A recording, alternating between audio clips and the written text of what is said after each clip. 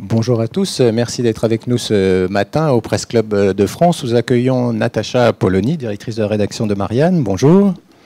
Bonjour à tous et merci beaucoup de votre accueil. Merci pour cette invitation. Alors il s'est passé beaucoup de choses, vous le savez, du côté de Marianne, de la presse en général. Il y a de l'actualité aussi politique, donc on a beaucoup de sujets ce matin à aborder. Peut-être pour commencer quand même un rappel de ce que représente aujourd'hui Marianne dans cet univers de la presse magazine.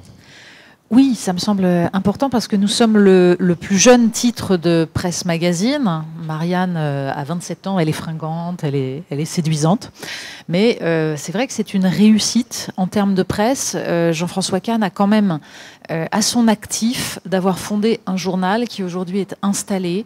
Et c'était un pari en 1997 au moment où il a fondé ce journal. C'était un pari qui n'était pas du tout gagné puisque c'était en fait sa formule de relance de l'événement du jeudi qu'on lui a envoyé en travers de la figure en lui expliquant qu'il était vieilli et que personne ne parierait sur lui. Il a dit puisque c'est comme ça, je vais le faire de mon côté.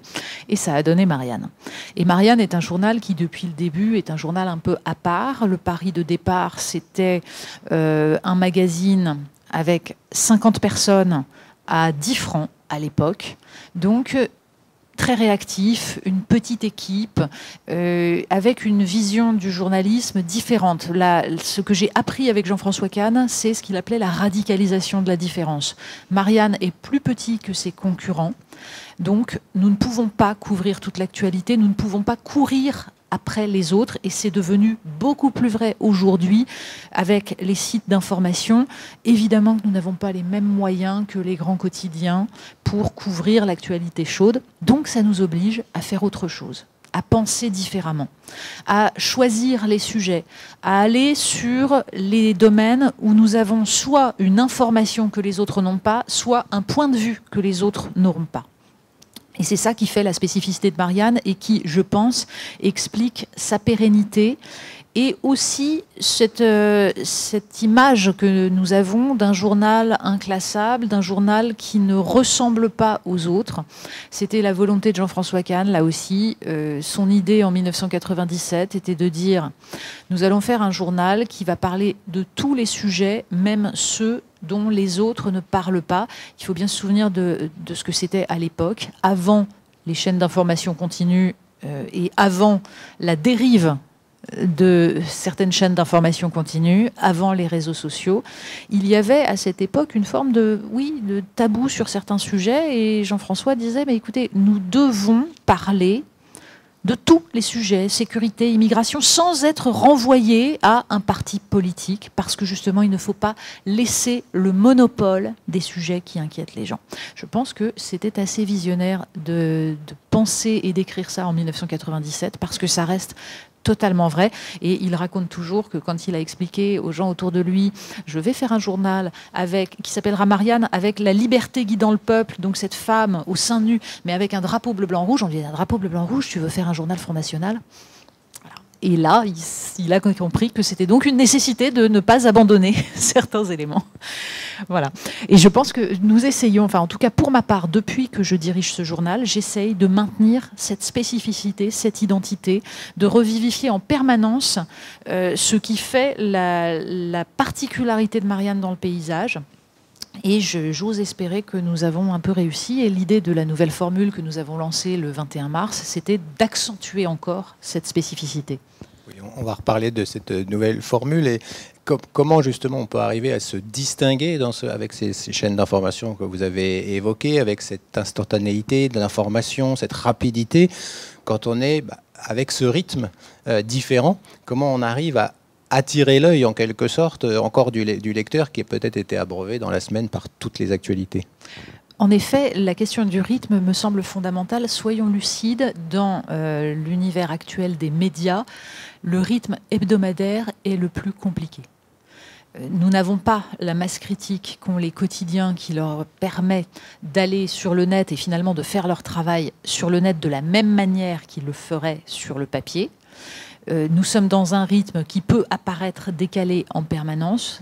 D'où le fait que nous sommes en permanence obligés de nous demander ce que nous allons mettre dans notre journal papier qui ne sera pas totalement rincé une fois que le journal sera dans les kiosques. Et nous devons traiter l'actualité sur le net d'une façon qui, encore une fois, ne nous mette pas en concurrence avec des gens avec lesquels, de toute façon, la concurrence sera perdue. Donc oui, c'est un rythme très compliqué, l'hebdomadaire, mais ça pousse à l'inventivité. Moi, je crois profondément que les contraintes permettent d'être créatifs et c'est ce que nous essayons de prouver. Donc nous avons évolué, évidemment, dans notre façon de travailler. Nous sommes passés, avec la nouvelle formule que nous avons lancée, totalement en web first. Quand je suis arrivée, en fait, la rédaction de Marianne était organisée avec, comme beaucoup de rédactions à ce moment-là, une rédaction papier et puis quelques jeunes journalistes qui constituaient la rédaction web, avec parfois justement des articles qui se recoupaient, des choses, donc une perte de temps, une perte de production. Quand je suis arrivée, donc on est passé, tous les journalistes sont devenus bimédias et j'ai réorganisé de façon à ce que tout le monde écrive sur tous les supports et se coordonne. Et maintenant, nous sommes passés en web first, justement parce que je pense que même si le papier reste le cœur de notre métier, ce que nous aimons, ce en quoi nous croyons, et c'était ça le rôle de la nouvelle formule, il faut quand même aussi avoir en tête l'évolution des consommations d'informations. Et donc, nous avons libéré des forces pour être plus présents dans notre offre web, et une offre web qui permette, là aussi, surtout pas de faire du quotidien sur le net. Parce que de toute façon, nous ne le ferons pas aussi bien que ceux qui sont plus nombreux, plus lourds. Donc, offrir sur Internet des points de vue décalés, du magazine, mais du magazine qui utilise toutes les potentialités du format net. C'est ça que nous essayons de faire. Donc oui, ce format hebdomadaire est très, très difficile à gérer, mais c'est ça qui nous permet, je pense, de nous distinguer. Quand on parle des nouvelles formules, parfois en tant que lecteur, on a un peu de mal à voir ce qui a changé. Qu'est-ce qui va être essentiel quand on veut réussir une nouvelle formule? Alors, je pense que justement, pour le coup, je déteste ce terme « nouvelle formule ». Je ne comptais pas, quand je suis arrivée, faire quoi que ce soit dans ce sens-là. Et même quand il y avait quelques modifications de maquettes ou de choses comme ça, je n'appelais pas ça « nouvelle formule » parce qu'en effet, c'est absurde. Là, s'il y a une chose qu'on ne peut pas nous reprocher, c'est que le lecteur ne voit pas la différence. Je pense que nous avons vraiment, là aussi, radicalisé la notion de nouvelle formule dans la mesure où c'est un choix extrêmement marqué. Comment est née cette nouvelle formule? En fait, il y a maintenant 1 an et demi, nous nous réunissions avec la direction, les directeurs adjoints de Marianne pour nous dire, bon, la maquette, on a des retours, évidemment, on le sait. Il y a toujours eu un problème de maquette à Marianne. Alors Jean-François Kahn assumait ça. Il y avait une esthétique du moche. C'est-à-dire qu'il considérait que ça faisait partie de l'identité de Marianne, d'être un journal populaire, donc il fallait surtout pas ressembler aux concurrents sur papier glacé. Je me souviens même qu'il m'avait expliqué un jour, vous savez, le papier, là, vous le trouvez un peu crade, mais en fait, c'est pas une question de coût, parce que ça coûte plus cher que du papier glacé. Mais c'est parce qu'il faut pas être sur papier glacé. Et alors, évidemment, il y avait l'art de ces unes avec des fonds jaunes, verts, enfin des trucs criards, c'était bon.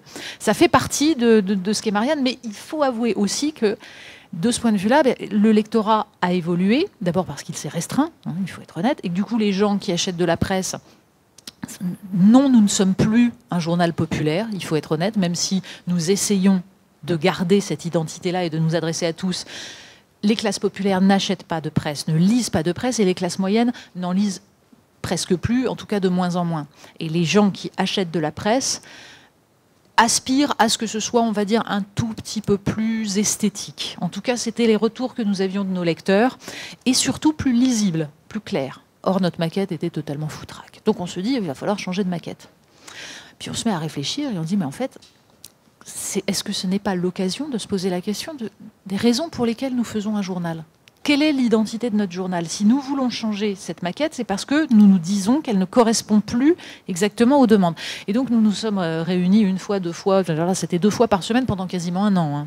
Ça a été pour explorer dans toutes les dimensions quelle était l'identité de Marianne, quelle était l'identité d'un hebdomadaire, d'un news magazine aujourd'hui, et quelles étaient les attentes de nos lecteurs. Et nous en sommes arrivés à plusieurs conclusions. D'abord que le modèle du news magazine, qui est né au sortir de la Seconde Guerre mondiale aux États-Unis, est sans doute rincé. Ça ne correspond plus aux attentes des gens. D'abord pour une raison de rythme, c'est ce dont vous parliez sur la question de l'hebdomadaire. Un news magazine était censé couvrir la totalité des faits de la semaine pour que quelqu'un puisse avoir l'ensemble de l'information dans un seul magazine. Tout ça est absurde aujourd'hui. Nos lecteurs à nous, certes, ils ne lisent pas forcément d'autres journaux, il y a des recoupements, mais ils lisent de moins en moins un quotidien en plus de leur magazine, mais en revanche, ils sont abreuvés d'informations sur le net. Donc ça ne sert à rien d'avoir l'ambition de tout couvrir. Il faut se demander ce qu'ils attendent d'un journal qui va venir en plus des informations quotidiennes. Et nous nous sommes dit que s'il y avait un phénomène important aujourd'hui, c'est la fatigue informationnelle.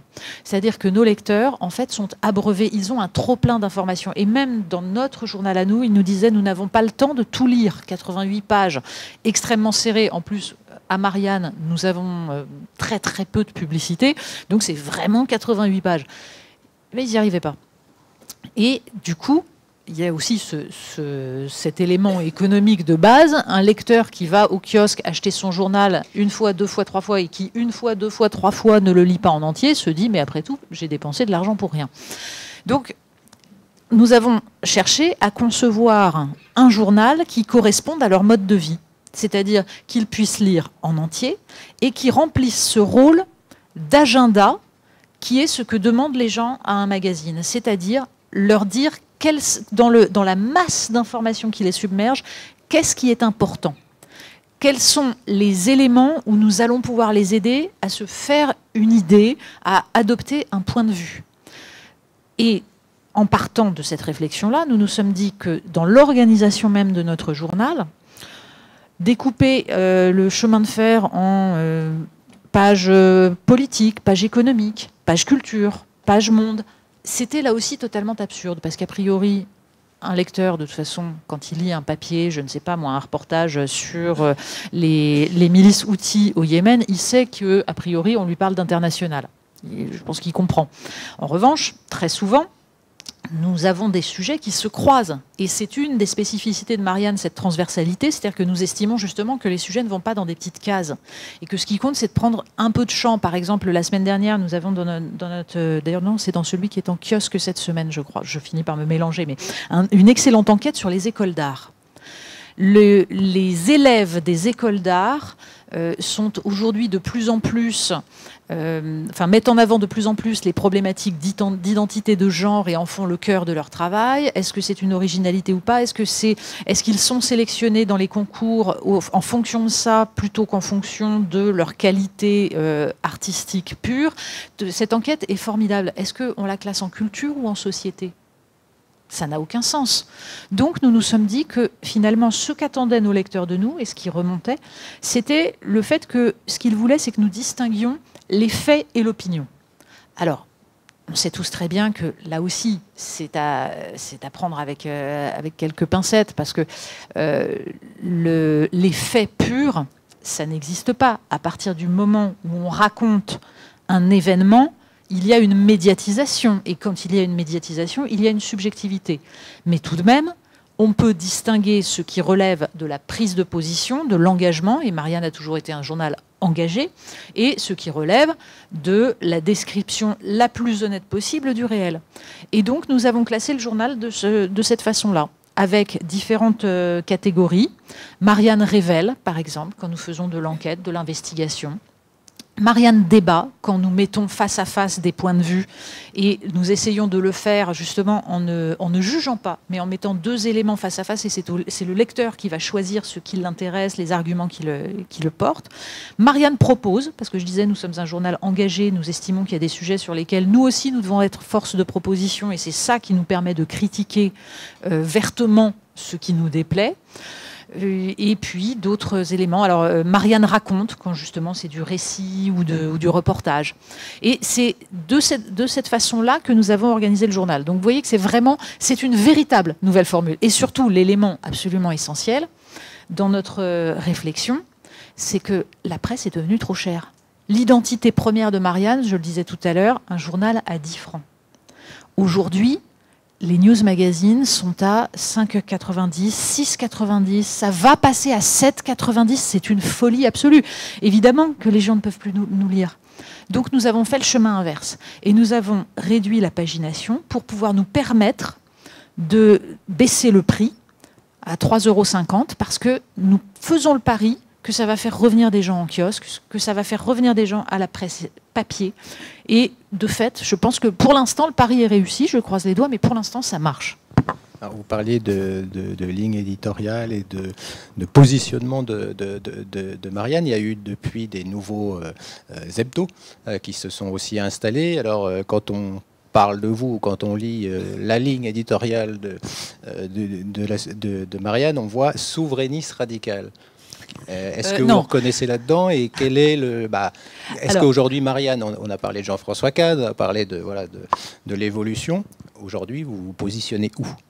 Alors, ce terme souverainiste radical est apparu dans un papier de La Lettre qui, sous couvert d'anonymat, annonçait que nous étions en vente. Et donc, il fallait bien justifier cette vente. Et donc, ça se justifiait de cette manière-là. C'est la seule occurrence. Et c'est une absurdité totale. Dans la mesure où, d'abord, je ne comprends toujours pas ce que signifie exactement ce terme souverainiste. Nous défendons à Marianne la souveraineté du peuple. Pourquoi? Parce que c'est la définition de la démocratie. C'est-à-dire le fait que le peuple souverain décide de son destin. Que ça implique la souveraineté de la nation, donc le fait qu'elle ne doit pas être entravée, parce que sinon, le peuple ne peut pas décider de son destin.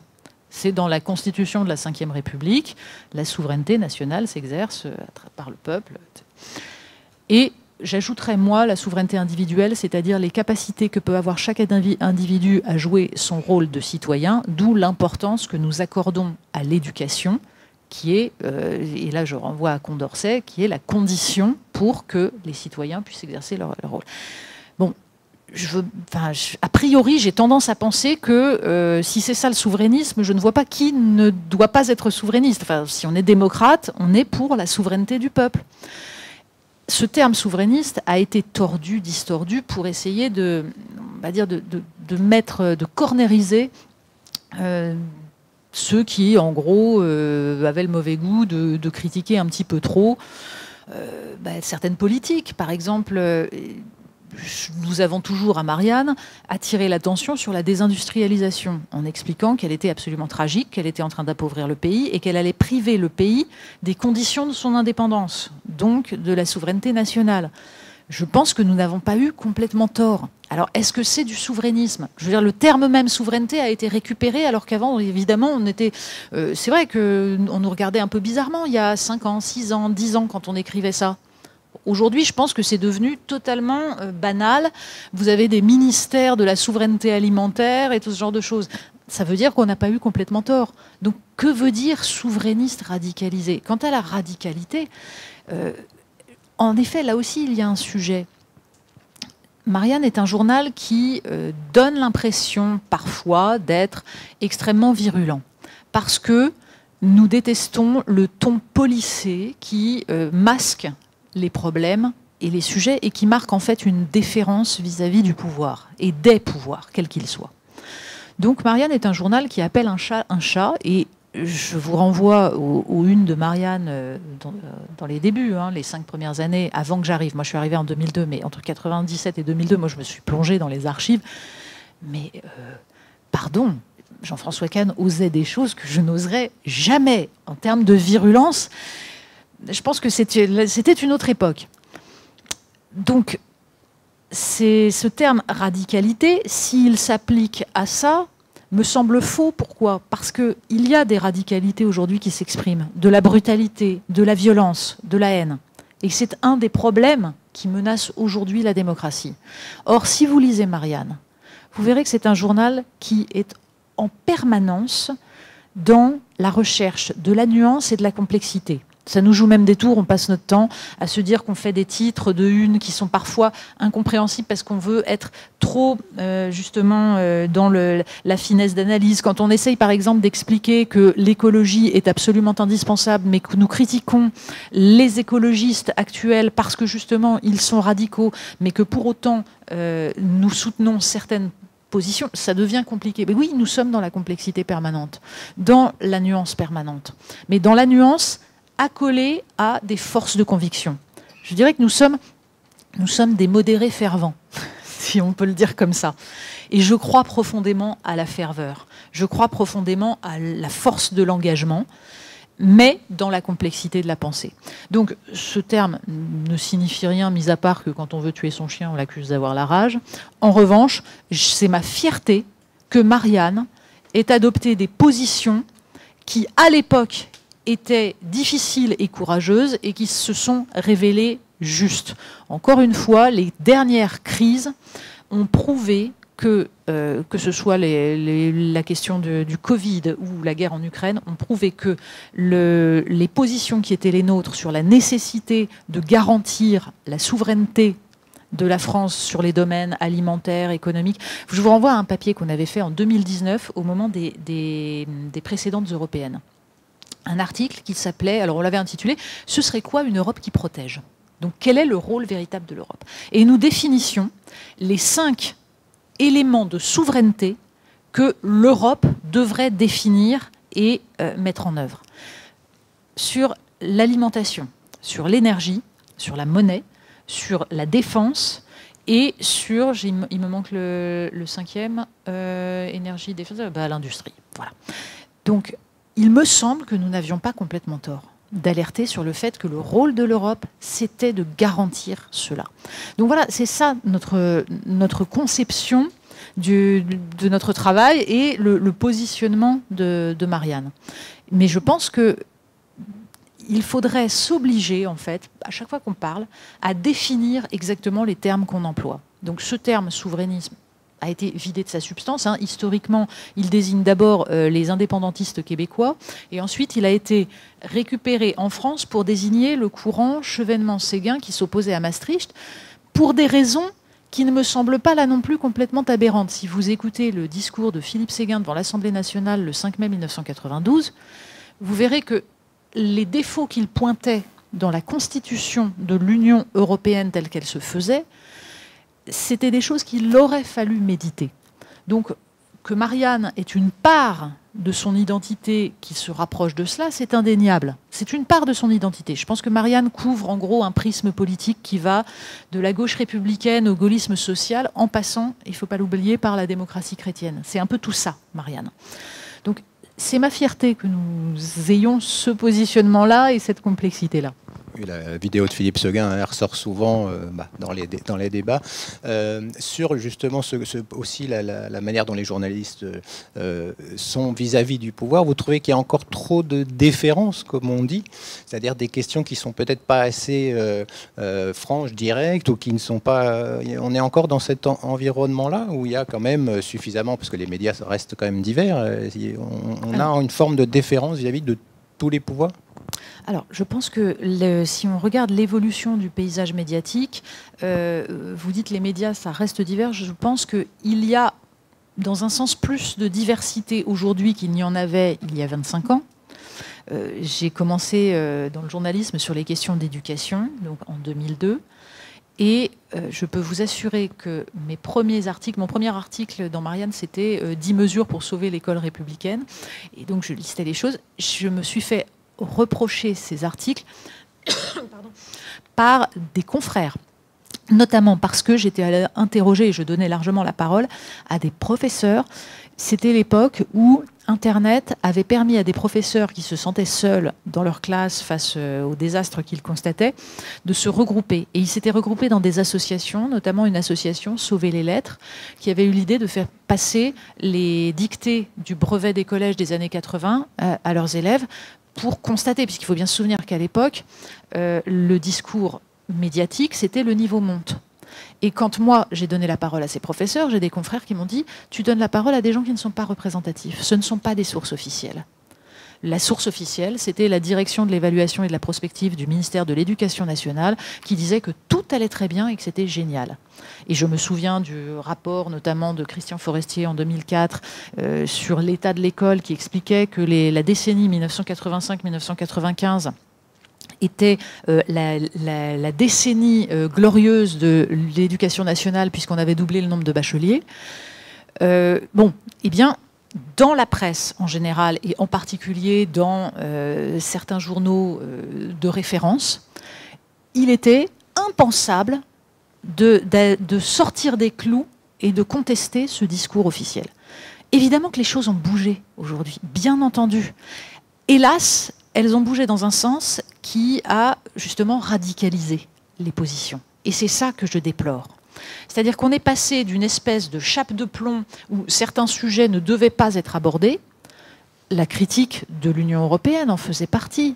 Il faut se souvenir que en 2002, par exemple, un Jean-Pierre Chevènement qui, dans sa campagne présidentielle, parlait du problème que posait l'indépendance de la Banque centrale européenne, qui faisait qu'on n'avait plus de politique budgétaire, de politique monétaire, il n'y avait plus de pilotage politique des choses. Edoui Plenel, à la tête du Monde, expliquait qu'il était national-républicain. C'est d'une finesse extraordinaire. Bon, donc il y avait certains domaines du réel qu'on ne pouvait pas aborder. Aujourd'hui, on les aborde, mais on les aborde chacun dans son camp, en donnant à son public le discours qu'il veut entendre et en étant justement radicalisé, c'est-à-dire dans un excès total, dans une absence de nuance totale et parfois sur certaines chaînes d'infos, avec un côté café du commerce qui est absolument confondant. Donc le paysage a évolué, il n'a pas évolué en bien, même si en effet des choses qui n'étaient pas dites le sont aujourd'hui, mais elles sont mal dites et sans réflexion. Donc je pense que la question du pluralisme, de la liberté des journalistes à mener leurs enquêtes se pose. Et je pense que la question, ce n'est pas une déférence vis-à-vis du pouvoir directement, c'est une forme de conformisme. Là aussi, Jean-François Kahn est sans doute celui qui a popularisé, peut-être même inventé le concept de pensée unique journalistique. Évidemment qu'il y a toujours eu des journaux de droite, de gauche. Mais il y avait certains sujets sur lesquels il fallait dire tous la même chose, penser tous la même chose. Et j'estime qu'aujourd'hui, il y a certains sujets, ce ne sont plus les mêmes, sur lesquels il y a un conformisme qui m'effare à chaque fois. Je pense qu'il y a des sujets où il y a une pression qui fait que les journalistes ne vont pas au bout de leur réflexion. Je pense notamment aux questions de violences sexuelles et sexistes, où on perd totalement toute forme là aussi, de nuance et de précision. Quand j'entends des journalistes devenir militants pour expliquer qu'il faut une présomption de véracité pour les victimes de violences sexuelles, et que personne ne fait remarquer qu'une présomption de véracité, ça signifie qu'on abolit la présomption d'innocence, voilà. Et qu'il n'y a pas moyen d'avoir un débat apaisé sur ces questions-là. Je me suis retrouvée sur des plateaux de télévision où j'étais la seule à rappeler que la présomption d'innocence est un des piliers du droit et une protection essentielle pour les citoyens. Bon, ça fait partie des sujets qui n'existaient pas il y a 25 ans et qui aujourd'hui ont surgi et où il est très difficile de sortir d'un discours extrêmement conformiste. Et ça n'empêche pas de dire que les violences sexuelles et sexistes sont une monstruosité et qu'il faut lutter contre. Mais justement, là aussi, j'aimerais bien un peu de nuance. Donc vous voyez, quand je parle de la déférence vis-à-vis du pouvoir, c'est en fait vis-à-vis de l'ensemble des pouvoirs. Et dans ces pouvoirs, j'inclus le pouvoir de la masse et des réseaux sociaux. Alors, l'actualité politique du moment s'est accélérée. On a la dissolution, on a quelques jours de campagne, on pourrait dire. Ça va être très rapide. Dans ce contexte-là, comment Marianne s'adapte? Et vous parliez des débats, des sujets qu'il faut évoquer, parce que là, ça va très très vite. Et il faut s'organiser pour être capable d'être audible aussi, y compris pour un média. En effet, et là aussi, je pense que ce qui fait la force de Marianne, c'est d'être un journal qui a toujours refusé le réflexe d'une part de la presse de donner des leçons de morale aux lecteurs. Vous savez, dans l'histoire de Marianne, un des moments où le journal a conquis des lecteurs et a remporté des succès, c'était au moment du référendum constitutionnel en 2005, parce que Marianne était le seul journal qui ouvrait le débat sans jugement. Jean-François Kahn était totalement pour le oui, toute la hiérarchie du journal était pour le oui. Hein. Et puis, comme partout, tout le bas était pour le non. Et c'est ça qui a permis à Jean-François Kahn de comprendre qu'il était en train de se passer quelque chose et de se dire qu'on allait arrêter d'expliquer aux lecteurs qu'ils étaient des racistes, des xénophobes s'ils votaient non. On se souvient tous du superbe édito de Serge July dans Libération le lendemain du vote, où il insultait son propre lectorat en les traitant de racistes. Bon. Marianne s'est toujours refusée à faire ça et j'ai toujours entendu Jean-François Kahn dire « nous ne devons pas donner de leçons de morale ». Justement, son idée était d'aller traiter les sujets, d'y apporter des réponses qui étaient nos réponses, c'est-à-dire celles d'un journal républicain, universaliste, laïque, mais sans expliquer aux gens qu'ils étaient des salauds et des ordures parce qu'ils votaient mal. Voilà. Et je me bats depuis que je suis à la tête de Marianne pour expliquer que notre rôle, ce n'est pas de nous demander si nous allons ou non faire le jeu d'un parti.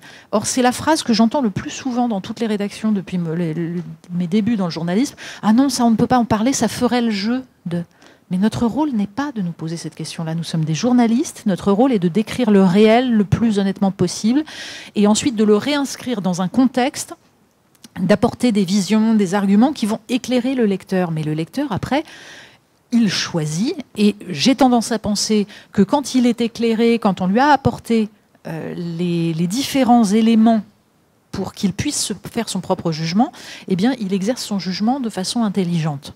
J'ai confiance en l'intelligence humaine. Donc ça signifie que la façon... Enfin, là, l'espèce de réflexe d'une part de la profession qui est de se dresser contre le pire en criant « no passaran », me semble totalement contre-productif. Ça fait 30 ans qu'on fait ça et que ça ne marche pas. Pourquoi?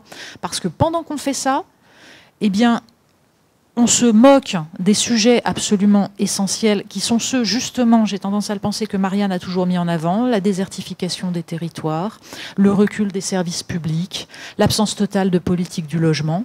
Et il me semble que le rôle des journalistes, c'est d'aller regarder ces sujets-là.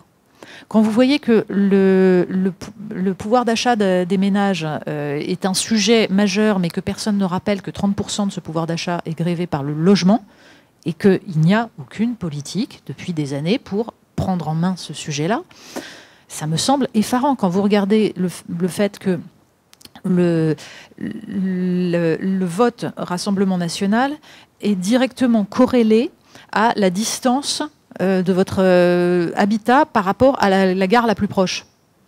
Ça veut dire qu'il y a une demande d'égalité républicaine. C'est-à-dire le rôle de l'État, c'est d'aménager le territoire pour que tous les citoyens aient les mêmes chances.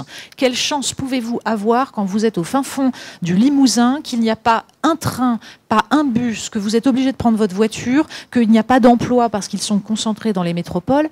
Vous ne pouvez pas exercer votre liberté de citoyen. Bon, ben, j'estime que le rôle des journalistes, c'est d'aller explorer tout ça, de raconter ça. Et après, les citoyens jugent en fonction des analyses. Nous allons faire, évidemment, nous sommes en train de faire sur le net, et nous allons le faire dans le print, les programmes, notamment les programmes économiques, pour les passer au crible, pour montrer les différents éléments, qui a changé. Voilà, ça fait partie de l'information. Mais informer aussi à d'autres moments que pendant les campagnes électorales pour alerter sur les sujets essentiels me semble tout aussi important. Alors dans ce contexte déjà agité, vous en avez un autre aussi que vous vivez, c'est celui d'un potentiel changement d'actionnaire, puisque ça a été officialisé, le fait que Marianne pouvait être en vente et qu'il y avait de marques d'intérêt d'autres personnes. Qu'est-ce que vous pouvez nous en dire ce matin, en tout cas sur ce qui est aujourd'hui, ce qui est en route? Alors, ce que je peux vous en dire, c'est que donc nous avons appris un peu brutalement que nous étions en vente par ce fameux article dans la lettre que je citais tout à l'heure, alors même que nous lancions une nouvelle formule, que cette nouvelle formule avait été validée par l'actionnaire qui s'apprêtait à investir dedans, et tout à coup, nous sommes en vente.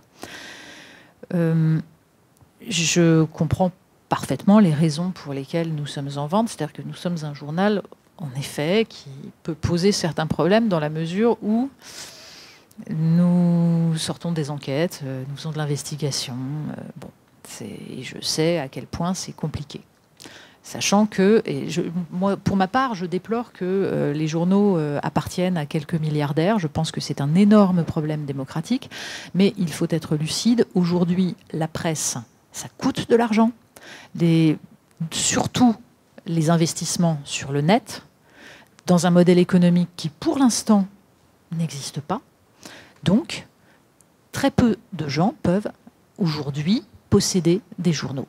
Ça coûte extrêmement cher. Le petit club des milliardaires qui peuvent posséder des journaux est extrêmement réduit. Les aides de l'État sont très mal réparties et en particulier en défaveur de la presse magazine, au profit de la presse quotidienne. Donc tout ça, et surtout, les journaux aujourd'hui, à cause des GAFAM, ne peuvent pas vivre des contenus qu'ils créent. Et ça aussi, c'est un sujet dont les pouvoirs publics devraient se saisir. On a eu un mal énorme à se faire entendre sur la question des droits voisins, qui est un sujet fondamental. Alors je sais que ça paraît technique, donc les citoyens ne se rendent pas compte à quel point c'est central. La question de savoir si dans 15 ans, il existera encore du journalisme tel que nous sommes en train de le décrire, se pose. Et ça va être encore pire avec les intelligences artificielles génératives. Et hélas, les médias français ne sont pas restés soudés. Le Monde a été le premier à signer un accord bilatéral avec Google quand nous étions quelques-uns à essayer de fédérer pour demander que la loi sur la directive sur les droits voisins soit respectée. Et là, de nouveau, Le Monde vient de signer de façon bilatérale avec ChatGPT. Ça veut dire quoi? Ça veut dire qu'en gros, Le Monde sera un petit peu rémunéré et aura ses contenus cités. Vous vous doutez bien que ChatGPT ne va pas signer avec, que OpenAI ne va pas signer avec tous les médias. Donc les autres disparaîtront et se feront piller. C'est une folie. Donc tout ça fait qu'en effet, la presse coûte de l'argent. Donc nous appartenons à un actionnaire, Daniel Chrétинski, qui a racheté le journal en 2018 après un dépôt de bilan. C'est à ce moment-là qu'il m'a nommée directrice de la rédaction. Aujourd'hui, il veut vendre. Il veut vendre pour des raisons qui sont visiblement des raisons parce que de fait, il fait énormément de rachats dans l'univers économique en France, et qu'un journal comme Marianne, qui est un journal, on va dire, qui n'hésite pas à sortir des affaires embêtantes pour le pouvoir, c'est apparemment un souci. Il y a pour l'instant une offre qui s'est présentée, qui est celle de Pierre-Édouard Stérin, qui est donc en négociation exclusive avec Daniel Chrétinski. Je vous avoue que je suis, face à cela, disons, un peu impuissante, dans la mesure où, en effet, un capitaliste vend son bien à un autre capitaliste. Ni moi, ni la rédaction de Marianne n'avons notre mot à dire sur le futur actionnaire. Nous ne sommes pas propriétaires du journal. On peut aller fonder une coopérative, j'en serais ravie, mais pour l'instant, Marianne, ça ne nous appartient pas. Donc mon rôle à moi, c'est de négocier des garanties d'indépendance, qui n'existaient pas jusqu'à présent. C'est-à-dire que Marianne est un journal qui n'avait aucune règle de charte. Enfin, il y a une charte fondatrice qui donne la ligne du journal, rédigée par Jean-François Kahn en 1997. Je m'emploie à ce que tout ce que nous faisons soit dans le respect de cette ligne fixée. Donc là, nous sommes en train de négocier pour obtenir un engagement précis de tout actionnaire de respecter la charte fondatrice, de respecter certaines règles de présence de la représentant de la rédaction dans le conseil d'administration, etc., etc. Et la rédaction se prononcera pour savoir si les règles d'indépendance négociées, obtenues, conviennent, sachant que nous avons la chance dans le journalisme, par rapport à d'autres professions, d'avoir un principe de clause de cession qui fait que quand nous estimons que notre travail est compromis, nous pouvons partir. Pour ma part, j'avais au début fait savoir que je ne souhaitais pas rester dans ces conditions-là. Mais il se trouve que la rédaction de Marianne m'a voté la confiance pour aller négocier les conditions d'indépendance. Et il se trouve que si moi je pars, Marianne, tel qu'il existe, c'est-à-dire conforme à la charte fondatrice de Marianne, peut disparaître, peut changer de nature. Donc, je reste, je négocie des conditions d'indépendance et je fais mon travail. J'ai toujours estimé que nous n'avions pas, nous journalistes, à nous soucier de qui était notre actionnaire. C'est d'ailleurs pour ça que nous sommes en vente. Hein. C'est parce que nous avons exercé notre travail de journaliste sans nous soucier de savoir quels étaient les intérêts de quelque actionnaire que ce soit. Mais ça vaut pour tous les actionnaires. Donc, nous allons continuer à faire notre travail en toute indépendance. Et en effet, il existe des règles, des clauses de cession, des clauses de conscience qui permettent de protéger l'intégrité des journalistes quand ils estiment qu'elle est mise à mal. Eh bien, il faut en profiter. Très bien. On va, comme on est dans les temps, on va peut-être proposer à la salle de poser des questions. Si quelqu'un veut commencer pour la première question, à Natacha Polony. Je vous en prie. Présentez-vous. Bonjour, donc moi je m'appelle Hugues Dago, je suis journaliste pour Media Connect, filiale de l'AFP. Je voudrais rebondir sur le dernier sujet par rapport à Monsieur Sterin. Est-ce que j'entends que vous ne regardez pas à d'où parle votre actionnaire? Ceci étant, c'est son profil qui vous a, j'imagine, posé question, puisqu'on dit de lui qu'il est très orienté, catholique, conservateur, etc. Est-ce que c'est cela qui a ému la rédaction, avec la crainte qu'éventuellement ce qu'on dit par exemple de Vincent Bolloré ailleurs ne se répercute dans votre journal? Alors oui, évidemment. Quand je vous disais que moi-même, je me suis posé la question de savoir si je devais rester, cela fait 20 ans maintenant que je me bats pour défendre une certaine position intellectuelle dont on parlait tout à l'heure. J'estime que j'appartiens à cette tradition à la fois de la gauche républicaine et du gaullisme social. Certains ont toujours voulu, je citais Edoui Plenel expliquant que tout cela c'était des nationaux républicains, certains ont voulu renvoyer ces positions-là à l'extrême droite, ce qui d'ailleurs aboutit à la situation de blocage politique actuelle. Bon. Donc évidemment que je me suis posé la question de savoir si on allait me renvoyer à ça, si c'était un cadeau fait à tous ceux qui essayent de faire taire la voix spécifique qui est la mienne et qui est celle de Marianne. Ça a été mon premier réflexe. Et une part de la rédaction s'émeut de cela. Premier point, je pense que, quelles que soient les options idéologiques de Pierre-Édouard Sterin, ça le regarde, que puisque nous ne nous sommes pas demandé quelles étaient les opinions du précédent actionnaire, et elles étaient aux antipodes des nôtres. C'était même d'ailleurs un sujet de plaisanterie. Je veux dire, Daniel Chrétinsky trouve que la mondialisation a fait énormément de bien aux classes moyennes et populaires de l'Europe de l'Ouest, que le libre-échange c'est génial, etc. Bon, ça ne nous a pas empêché d'écrire ce que nous écrivions. Donc je ne vois pas pourquoi nous devrions changer cette ligne de conduite. Mais vous citez Vincent Bolloré. Et justement, ce qui me semble important, c'est que au départ, bien sûr, on peut se dire ça doit être le même camp idéologique, donc c'est pareil. Vincent Bolloré a toujours annoncé la couleur. Quand il achète un journal, il le nettoie. C'est-à-dire qu'il détruit son histoire. C'est ce qu'il a fait avec le JDD. Or, un journal, ce n'est pas une usine de boulons. Il y a une histoire, il y a une ligne éditoriale. Pierre-Édouard Sterin arrive, il s'engage, puisque pour l'instant, il y a des choses qui sont actées. On est encore en train de négocier des clauses d'indépendance, mais il y en a certaines qui sont actées. Il s'engage à ne pas intervenir dans la ligne éditoriale et à maintenir la ligne inscrite dans la charte fondatrice de Marianne. Ben, très bien. Après, nous sommes un journal profondément laïque qui a toujours alerté contre toutes les atteintes à la laïcité de quelque religion que ce soit. Bon, si ça lui convient que nous écrivions cela, très bien, je n'ai pas à savoir ce qu'il pense dans son fort intérieur, ça relève de ses opinions à lui. Et c'est cette ligne-là que je vais tenir.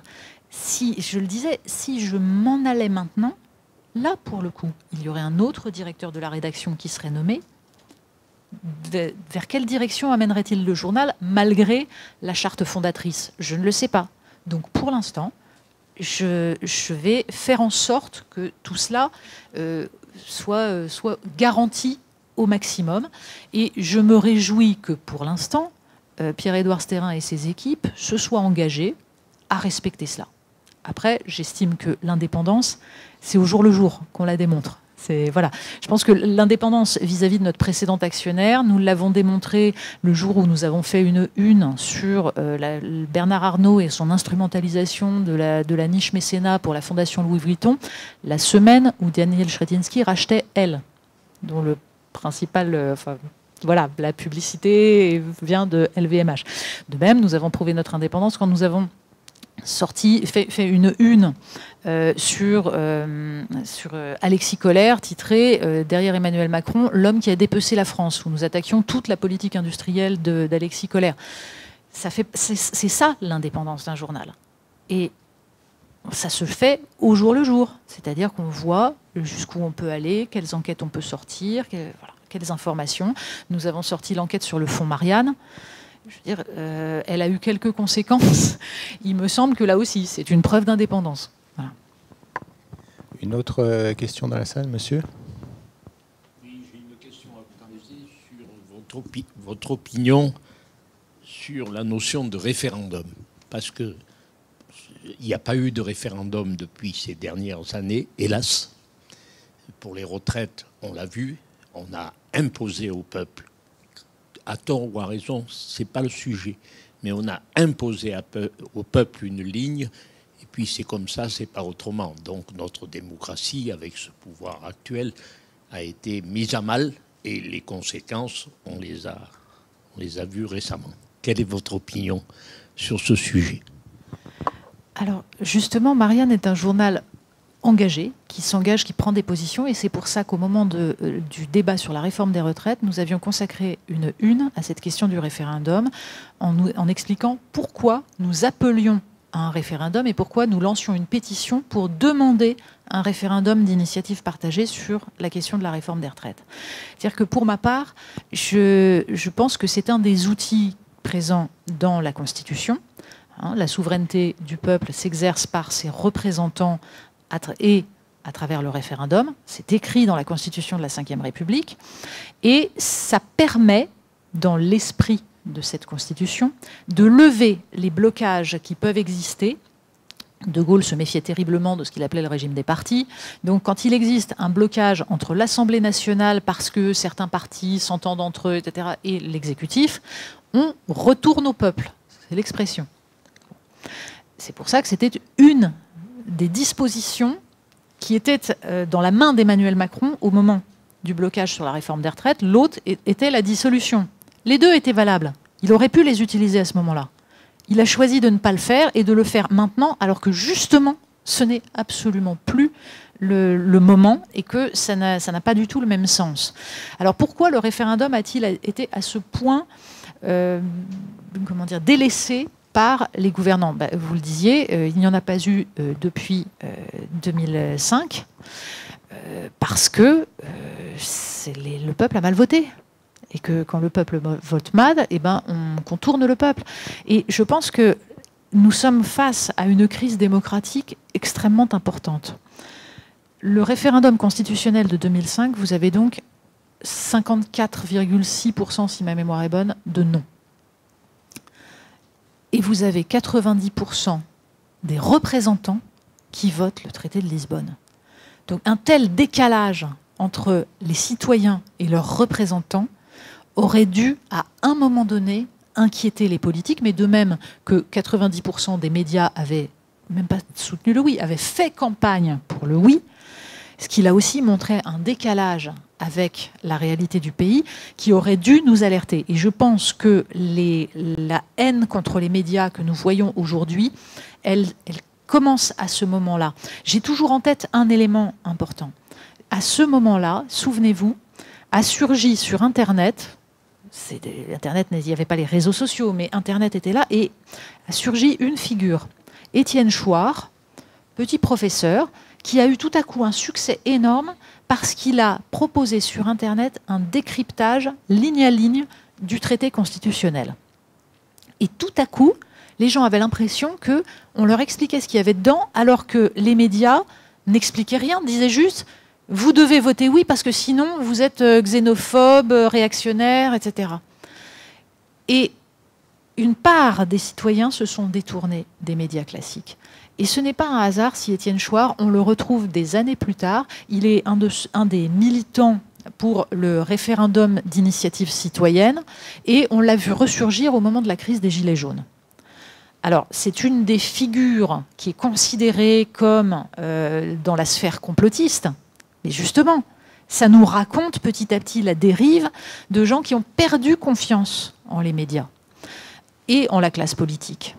Donc je pense que le référendum doit être utilisé parce qu'il permet de lever certains blocages, parce qu'il permet de donner la parole à des citoyens. Et pour ma part, je crois que la démocratie est le seul système qui marche. C'est le seul. Je n'en vois pas d'autre. Je n'en vois pas d'autre qui ait une quelconque légitimité.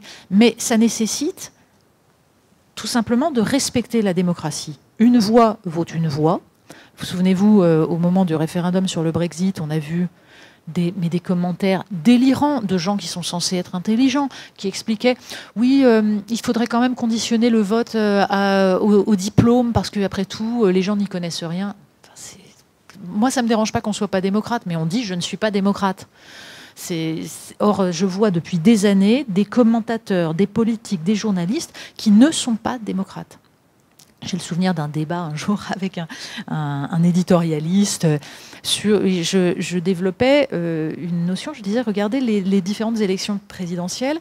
Vous voyez à chaque fois que la dynamique politique est du côté d'une demande qui relève grosso modo du gaullisme social, c'est-à-dire justice sociale, respect de l'ordre républicain, et respect justement de la voix des citoyens, de la volonté du peuple. Vous regardez 95, Chirac gagne sur la fracture sociale. 2002, vous avez la dynamique de Chevènement à un moment qui incarne ça. 2007, vous avez Nicolas Sarkozy qui reprend le discours de Guénaud sur la République, l'autorité des maîtres, etc. Donc je faisais remarquer qu'il y avait cette petite musique et je dis c'est quand même curieux parce qu'on voit bien qu'il y a cette aspiration et à chaque fois, elle est trahie par ceux qui gouvernent, le plus grand exemple étant Jacques Chirac, qui fait sa campagne avec Philippe Séguin et qui met Alain Juppé à l'Élysée. Et 26 octobre 1985, discours d'Alain Juppé, oh ben en fait, on ne va rien respecter, voilà, on va faire la réforme de la sécurité sociale. Et l'éditorialiste à côté de moi dit, oui, mais c'est peut-être parce que justement, ce discours-là permet de gagner des élections. Mais après, il faut quand même revenir au réel. Et là, bon, bah voilà. Non, mais je ne considère pas que le peuple ait toujours raison. Il peut se planter, il peut faire d'énormes bêtises. Mais quand on est démocrate, on accepte que le peuple se plante tout seul parce que ce sont des citoyens adultes, autonomes, responsables et que c'est eux qui choisissent. Voilà. Alors, le peuple n'est pas idiot. Le peuple a son intelligence humaine. Alors, artificielle. Bien sûr, à ceci près que là, je suis très très inquiète sur un élément, c'est le rôle des réseaux sociaux et de l'absence totale de transmission des savoirs qui sont en train de jouer un rôle délétère. La République a besoin d'un peuple éduqué. Parce que sans un peuple éduqué, la démocratie, c'est la tyrannie des imbéciles. Donc, c'est intrinsèquement lié. Je pense toujours au fameux texte de Régis Debray sur « Êtes-vous démocrate ou républicain ?» en 1999 dans l'Obs. Alors, quand il dit démocrate ou républicain, ce qu'il entend par démocrate, c'est les démocraties libérales à l'anglo-saxonne. Et républicain, c'est la conception républicaine française. Et il explique qu'en fait, ce sont deux visions complètement différentes de l'espace politique. Donc la démocratie libérale à l'américaine considère que le bien commun naît de la confrontation des intérêts individuels ou des intérêts des différentes communautés. Donc l'État est en retrait, le libre jeu du droit et du marché permet aux intérêts de s'équilibrer et il en surgit le bien commun. La République, la chose publique, c'est l'inverse absolu. C'est-à-dire c'est l'idée que les citoyens se rassemblent mettent à distance leurs différences, leurs identités pour se rapprocher en fonction de ce qu'ils ont en commun, délibèrent, et de cela va sortir le bien commun. Et il explique donc qu'une démocratie libérale peut parfaitement s'accommoder d'un peuple absolument pas éduqué. Chacun va défendre son intérêt et à un moment donné, il en sortira quelque chose. Alors que la République a besoin de l'école. Et il a cette phrase absolument magnifique. Il dit « La démocratie, c'est ce qui reste de la République quand on a éteint les lumières ». Et je pense que voilà, nous sommes en train de les éteindre. Enfin, en tout cas, j'ai très très peur que nous soyons en train de les éteindre. Une dernière question ici. Oui, je voudrais revenir sur la thématique du faire le jeu. Faire le jeu des extrêmes, faire le jeu de l'extrême droite, faire le jeu du Rassemblement national.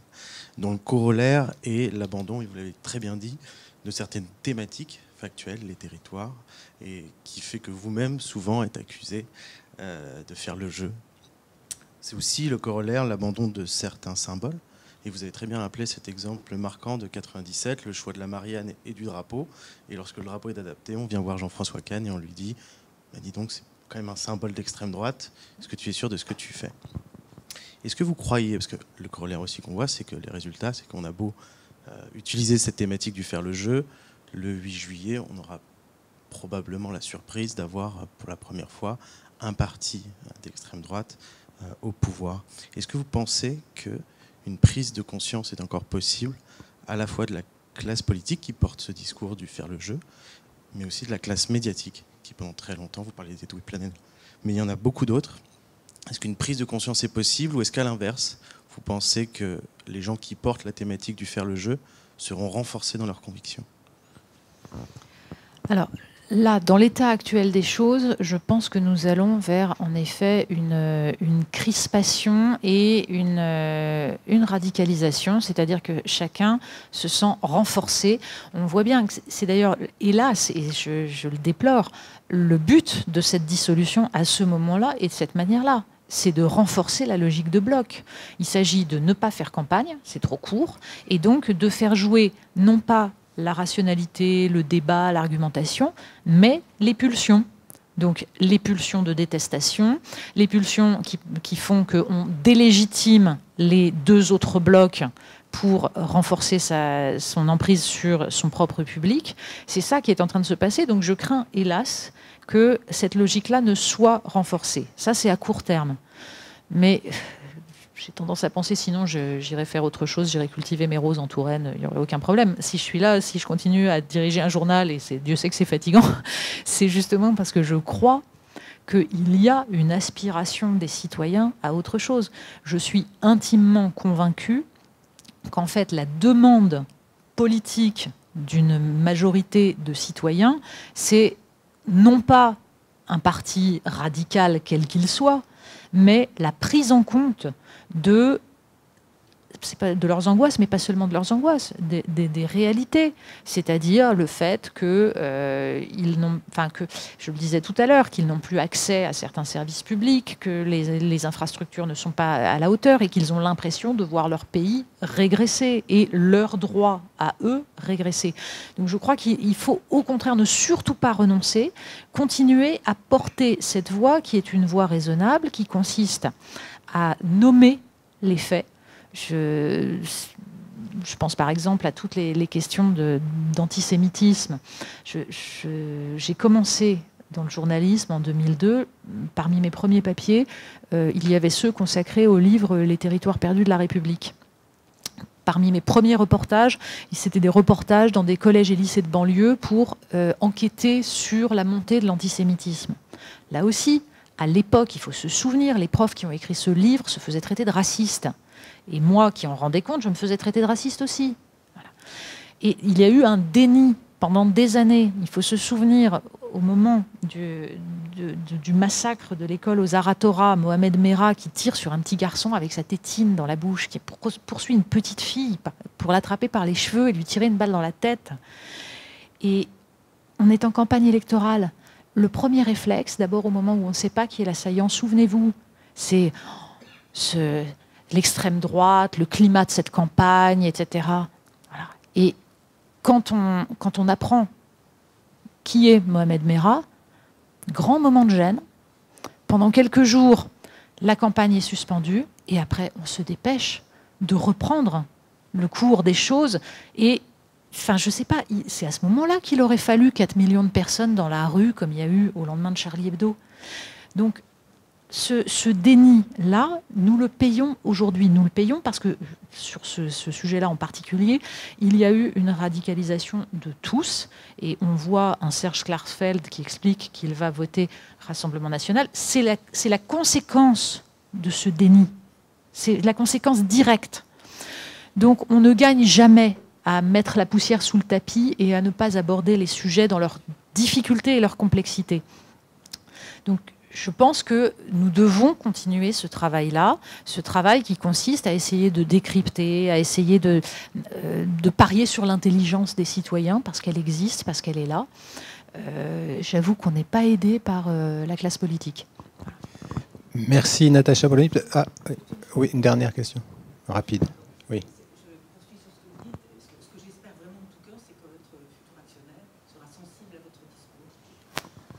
Alors, notre futur actionnaire, je le disais, veut respecter la ligne de Marianne, choisit de me maintenir à la tête de Marianne. C'est donc qu'il considère que le journal qu'il a acheté vit mieux avec moi à sa tête. Je pense qu'il y a un principe économique, c'est qu'il considère qu'il a acheté un produit, que ce produit fonctionne comme ça, et que donc ce serait complètement stupide de le modifier. Et ensuite, il y a le fait que, c'est un des arguments qui m'a été donné, il a parfaitement conscience qu'il y a des divergences. Et comme c'est quelqu'un qui rationalise énormément, il explique en gros, il y a 2/3 de ce qui est écrit dans Marianne avec lequel je suis d'accord, et puis il y a 1/3, je ne suis pas du tout d'accord. Mais il dit, ça n'est pas grave, car j'estime que d'où vous êtes, vous faites du bien à la France, et c'est ça qui m'importe. Écoutez, allons-y, et puis on verra. Merci Natacha Polony pour ce débat. Merci à tous et on se retrouve tout de suite après.